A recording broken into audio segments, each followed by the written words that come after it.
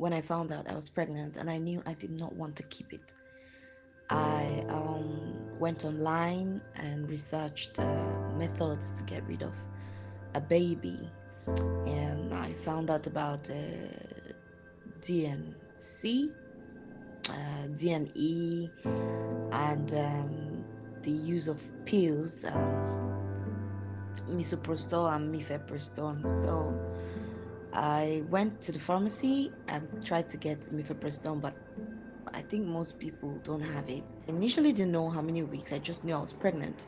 So I opted for a scan to find out. But I was quite young then. I think I was about 19 years, and I was broke. And that was a glimpse of a true life story of a 25-year-old Nigerian lady who had committed 2 abortions, with the first at age 19. I'll be sharing the rest of her story as we move on. Please do well to hit the subscribe button and turn on your notification to stay updated on my weekly post every Friday night at 8 p.m. I am your anchor, Dr. Obels, welcoming you to Funky Female Friday. This episode is rated 18. Viewers' discretion is highly advised. This post is not meant to judge or support those who have committed abortion, are presently committing abortion, or have plans of committing abortion in the future. It only guides you to foresee what your life may be like before, during, and after an abortion. Abortion, as used in this episode, refers to the deliberate termination of a pregnancy before it can survive on its own outside the womb, which is usually 28 weeks in this part of the world. Valentine is over and some of you are already pregnant.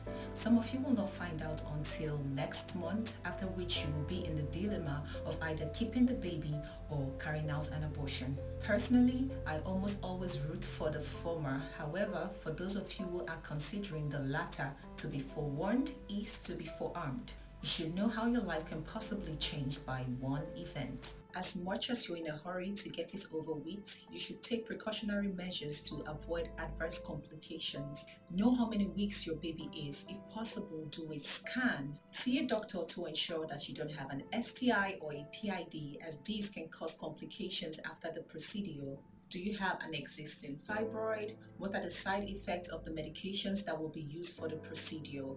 How long will the procedure last? How painful it is? Possible complications afterwards? And most importantly, who will be your support system?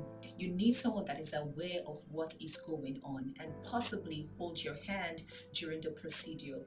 That person also looks out for complications afterwards, peradventure they arise. An abortion carried out in the first trimester by a skilled health practitioner results in about 97% success rates void of complications, and that can be through the use of pills or via surgical procedures like DNC or MVA. However, because abortion is illegal in Nigeria and several parts of the world, a lot of women have opted for unskilled hands who end up performing the procedure with primitive instruments or in an unsanitary environment, making the woman to be prone to life-threatening complications. After an abortion, you may deal with severe abdominal pain, smelly vaginal discharge, vaginal bleeding, fever, and the occurrence of even infections. Please do well to consult your doctor for assessment and treatment. Remember the 25-year-old lady whose story we started at the beginning of this episode? Here is the rest of her story. So I went to a pharmacy and I said I want to buy misoprostol. Then I bought it. I went home. I had no doubt because I've always been a pro-abortion person. I was in my family house then. I wanted to take the drug that day, but then I had this, feeling like for the first time, there's a baby in my tummy. Let me enjoy the feeling for one more day. So I was just trying to lap up all the emotions that came with being pregnant. And then the next day, I decided, okay, I've had enough of the emotions. I don't want this no more. So in the night, around 7, I ate. Ate. I had already browsed out all the possible consequences. I knew that I could catch a fever, I could throw up, I could purge, like have diarrhea, a whole lot of reactions that I could possibly have. So I knew what to expect. and waited. Sometime around 2 o'clock, I started having mild pains, and then around 3, the pains were beyond human comprehension.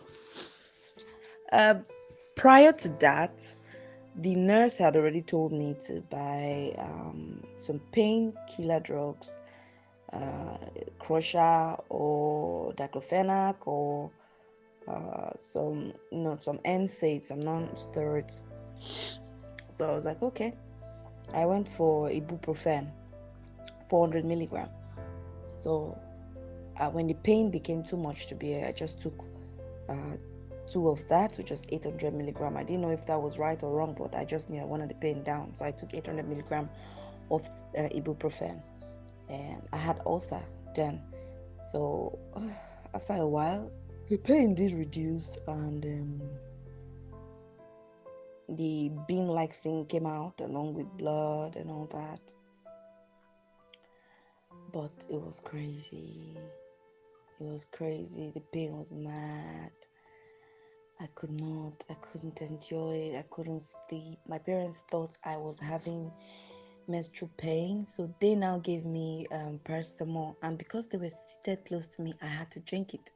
So I drank it along with the 800 milligram of ibuprofen, and I just waited and prayed that it would not be an overdose. Oh God, I'm so tired. Okay, so by morning, I was still bleeding, and the thing that I thought was supposed to come out, I had seen something of that nature, a thick blood in the shape of a bean seed. So it had come out, and I felt like, okay, I'm good. It's out. So I'm okay. So I called my boyfriend up and I said, hey, the baby's out. And that was it. But 3 days later, the bleeding stopped. But 1 week later, the pain hadn't stopped. I was still having abdominal pains, just mild. But 2 weeks later, the abdominal pains were something else. I could barely sleep, could barely sit, could barely stand. And I didn't want to let my parents know. But after a while, my stepmom got to find out, and she was saying maybe it's Ehe. There's this sickness we call Ehe in my area, where I've never really known the cause, but I always had it from as a child.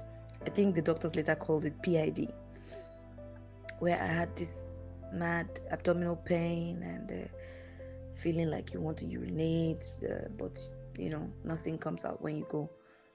So she thought that was it, and she gave me some prescription drugs that helped her with hers. I took it, no way. She gave me some native drugs, no way. 3 weeks later or more, I'd started bleeding again. So I decided to go for a scan. Since I was a very curious person, I love to do research. I went online, I put in my symptoms, and they said it might be endometriosis. So I decided I wanted to get a doctor's opinion, and I went for a scan.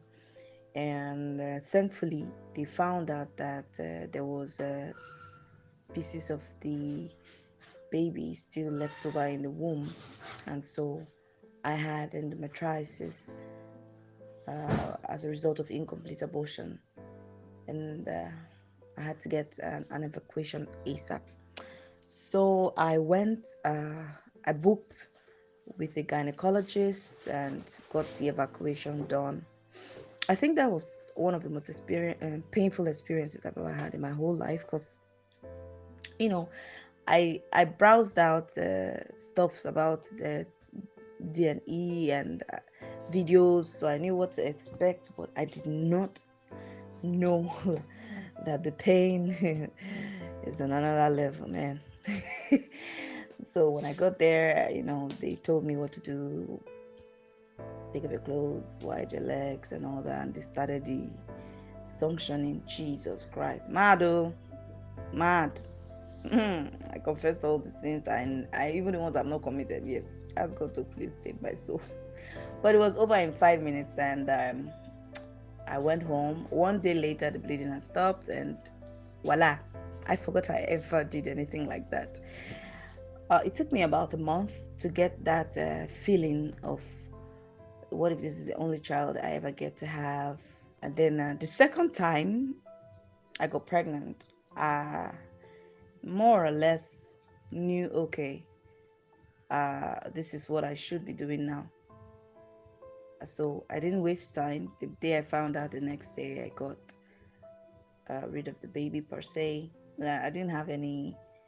Um, I didn't have any guilty conscience then because I always knew I didn't want a baby. I used the same method as the first, but this time around there were no complications. It was a smooth abortion, and afterwards, I did feel sad, sort of.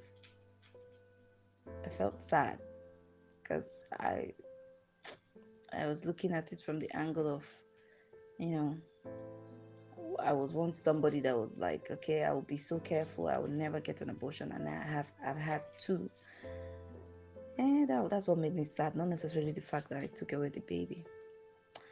So, but after about a week or two, I was back to factory settings, and I did go for a scan because I'm very particular about my health. I went for a scan to be sure everything was all right. I took some probiotics. I took a lot of fruits, water.